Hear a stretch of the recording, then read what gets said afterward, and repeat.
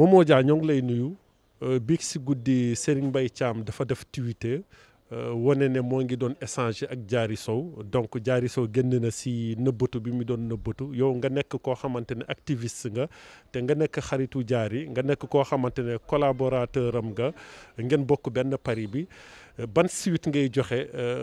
réaction Serigne Mbaye Thiam ak Diary Sow réaction bi mu mujj def. asalaamaaleykum maa ngi nuyu waa Sénégal ku nekk turam ak si santam. Bon, par rapport à cette question, je pense que question bu baax la parce que dossier Diary Sow muy dossier bi nga xamante ne Sénégalais yëpp bëggoon nañu xam lu fa xew man dem si guddi bu ma dëggee information bi suñu groupe WhatsApp lañ ko dugal ma daal di contacter famille Diary Sow tantam ku nga xamante ne moom ak yaay Diary Sow ñoo bokk ndey ak baay moom daf ma ne amuñu ñu lu si wóor waxtaanee ñu ak ministre bi. loolu la ma njëkkoon wax au départ léegi il fallait que ñu ut stratégie de communication pour xool réellement ndax loolu noonu am na ndax compte bi compte bu baax la ou compte bu bon la ci lay ma ne moom ne compte bi baaxul d'après information bi mu jox compte bi baaxul te moom jëkkoo ñu ak Serigne Mbaye Thiam loolu bu ñu publier information bi la je tenais vraiment à le préciser et autre chose après. On s'est dit il faut qu'on trouve une stratégie de communication pour mën a apporter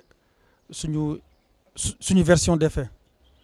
en ce moment-là ñu def réplique parce que communication sur communication la ñu ñoo jël dossier bi en main en charge pour que Sénégalais am dëgg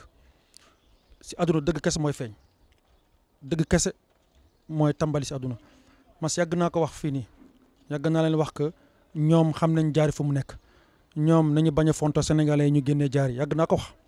magu Diary mu rappelé ma ñu ne ma effectivement ministre bi moo def tweet bi man compte ministre du ma ko suivre man compte président de la république sax du ma ko suivre parce que am naa samay raison parce que pour man on ne dirige pas un état à travers Twitter instance de dialogue la réseaux sociaux la ñu ko tuddee donc du instance bi nga xamante ne dañuy jël ay décisions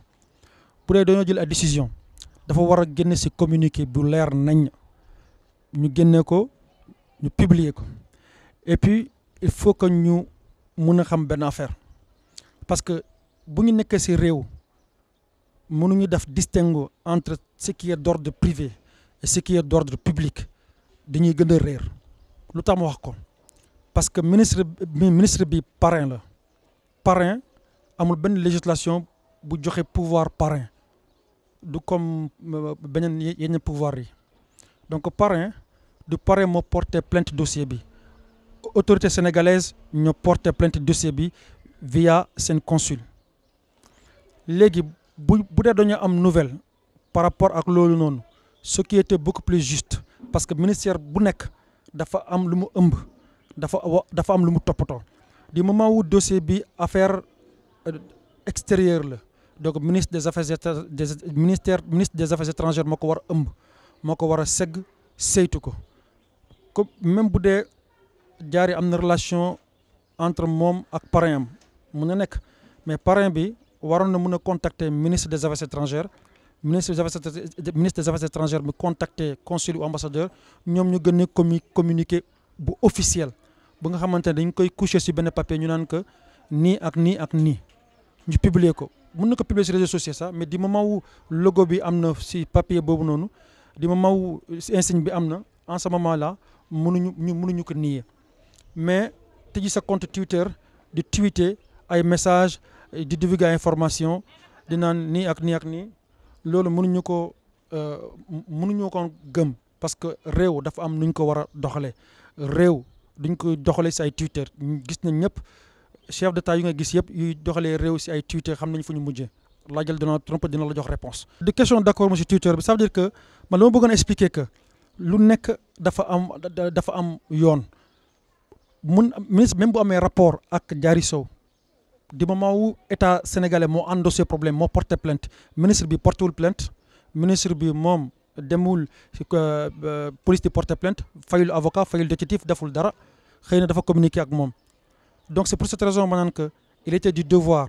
du ministre des Affaires étrangères via consulam ou via ambassadeur ñu def ci communiquer couché sur un papier communiquer ci Facebook du communiquer c'est Facebook réseau social la il faut que ñi xam loolu noonu. Twitter bi ministre bi moo ko bind que ministre bi confirmé na que moom moo communiqué ak Diary Sow loolu la confirmé. dëgg naa aussi de la même source que ministre bi nee na yaay Diary Sow waxtaan na ak Diary Sow. man de source sûre encore man je vais pas mettre dans la lumière et keneen ki nekk ci obscurité c'est-à-dire que on doit être juste et véridique dans tout ce que l'on fait. am nañu information bu wóor a wóor que li ñu publier ci observateur du dëgg parce que nee nañ ma en aucun moment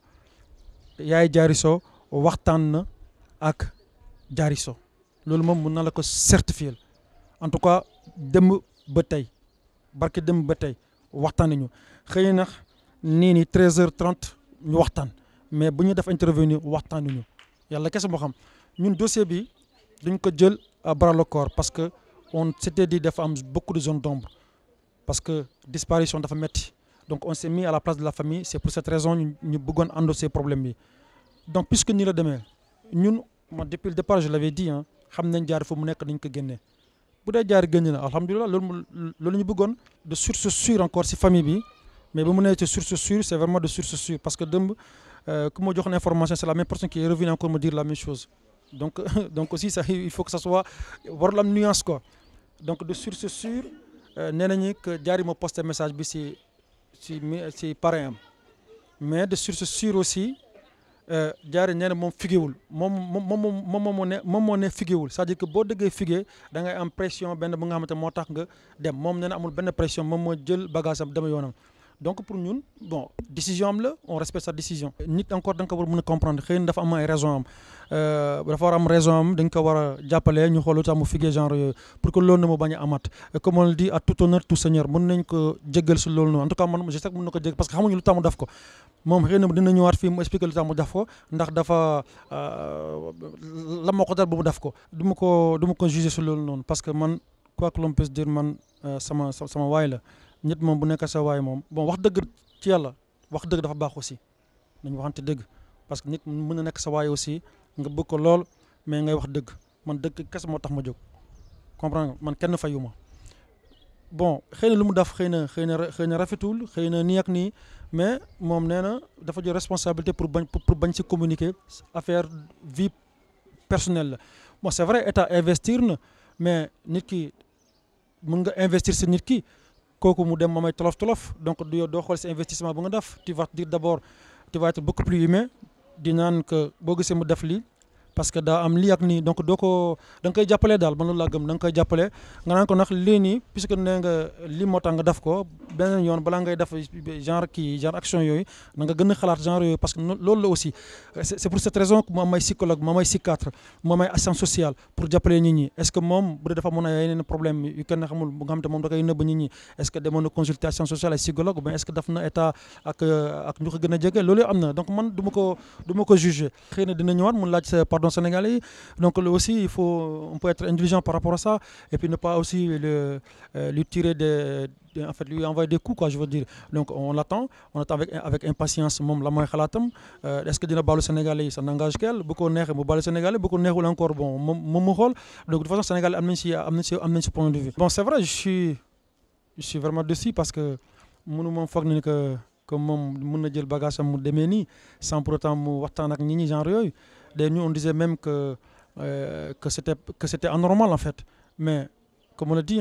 kenn xamul man je suis vraiment très très déçu mais je la pardonne parce que xawma lu tax mu def ko xëy na bu ñu toogee mën na ma expliquer mais je sais que c'est très dur. Moi je pense même que le ministre se fout de la gueule des gens quoi je veux dire parce que nit ki mënoo pas bàyyi pendant 17 jours les gens sont en train de communiquer de faire des manifestations de parler partout yow nga xam dëgg parce que nee na moom mardi la ko xam mardi ba tey ça fait 3 jours mardi mercredi vendredi ça fait 3 jours après nga génn tu dis que waaye maa ngi discuter ak moom extra que waxtaan naa ak moom que moom mi waxtaan na ak yaayam alors que c'est faux waxtaanul ak yaayam d'après source observateur bu ñu lire tey xam nga loolu tamit affaire bu nga xamante ne rafetul quoi donc il faut que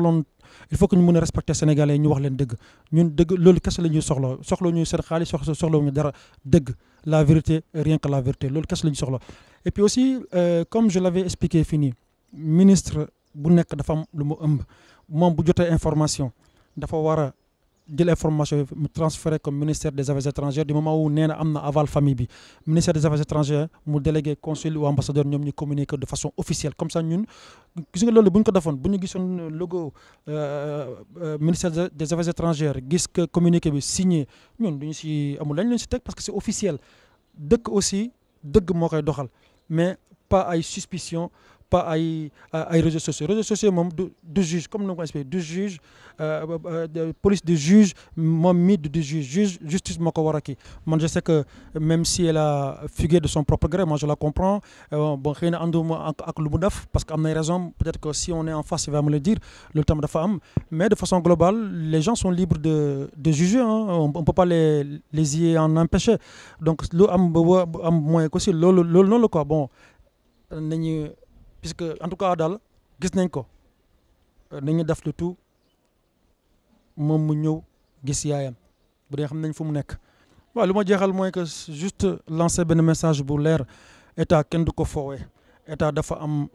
am ministère bu nekk dafa am lu muy gérer faut pas que ñu mêler ce qui est d'ordre privé ak d'ordre public ministre bi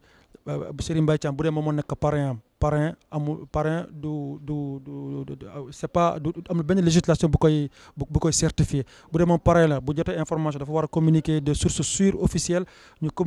def communiquer ci ministère des affaires étrangères ñu wax ñu leer. Deuxième chose mooy li ma bëggoon wax mooy que il faut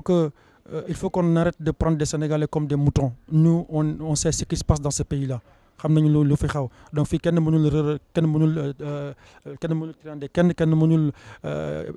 disons nax kenn donc ñun dañoo bëgg juste genre cas de figure yi état mu jël responsabilité mu communiquer ñu wax Sénégal lu leer nañ loolu bëggoon naa ko si wax et puis aussi histoire bi ñëw na parce que comme on le dit bu jotee histoire bi comme genre histoire bu amee il faut ñu seetaat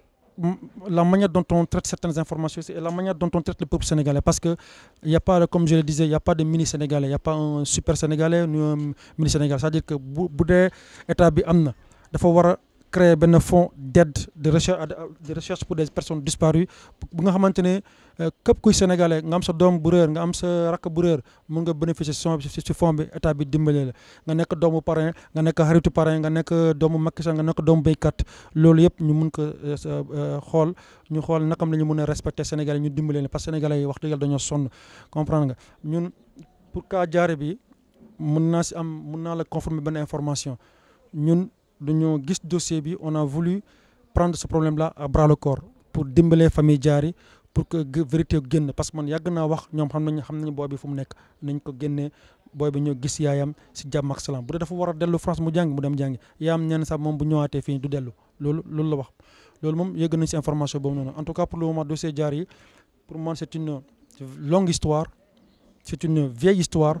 on s'est battu corps et âme pour que vérité génn na mais des na ba léegi parce que gisuñu ko ba léegi bu ñu ko gisee ndax yaa bu si tegee bëtam en ce moment-là on se dira que le combat a été remporté on a fait la pression sur l'État du Sénégal qui a abdiqué et qui a communiqué même si ce n'est pas de sources sûres et de sources officielles parce qu'un État doit communiquer via des sources sûres et des sources officielles loolu laa si bëggoon wax et le combat continue et comme j'ai l'habitude de le dire la lutte a sigé